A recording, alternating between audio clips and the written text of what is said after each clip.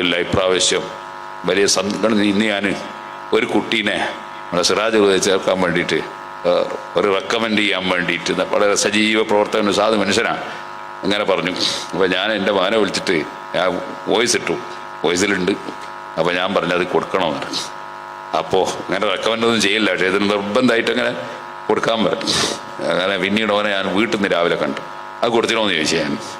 അപ്പോൾ ഇവനെന്നോട് തന്നെ പാപ്പ 30 കുട്ടികളെ നമുക്കിപ്പോൾ എടുക്കാൻ കഴിയാം.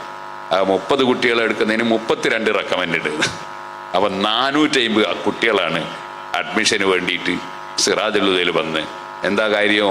സിറാജുൽ ഹുദയിൽ ഒറ്റ കുട്ടീനെ പറഞ്ഞേക്കണ്ടെന്ന് കുറച്ചാൾ പ്രസംഗിച്ച്. ഞാൻ പറയുന്നത് പല സ്ഥാപനത്തിൽ ചേർക്കുമ്പോൾ ശ്രദ്ധിച്ചോളണം. KNM മദ്രസയിൽ ചേർക്കുന്നതിനേക്കാൾ അപകടമാണ് കുറ്റ്യാടിയിലെ സിറാജുൽ ഹുദയിൽ ചേർക്കൽ. അതുകൊണ്ട് ഉണ്ടായത് എന്താന്ന് ചോദിച്ചാൽ അഡ്മിഷൻ ഇങ്ങനെ വർദ്ധിക്കുക, കുട്ടികളിങ്ങനെ വരിക. ബേജാറെന്താന്ന് ചോദിച്ചാൽ ഇപ്പം തന്നെ 90 ലക്ഷം റുപ്യാണ് ഒരു മാസത്തിൽ ചെലവഴിക്കാൻ.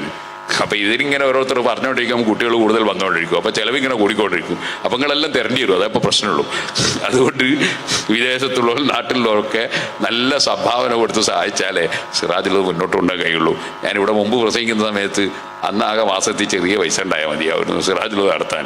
ഇപ്പം ഒന്നും മതിയാവില്ല. സിറാജുൽ കാണാത്തവർക്ക് കാണാൻ വരണം. അള്ളാഹുവിനെ നമ്മളെല്ലാവരെയും സാലിഹ്യങ്ങളിൽ പെടുത്തട്ടെ.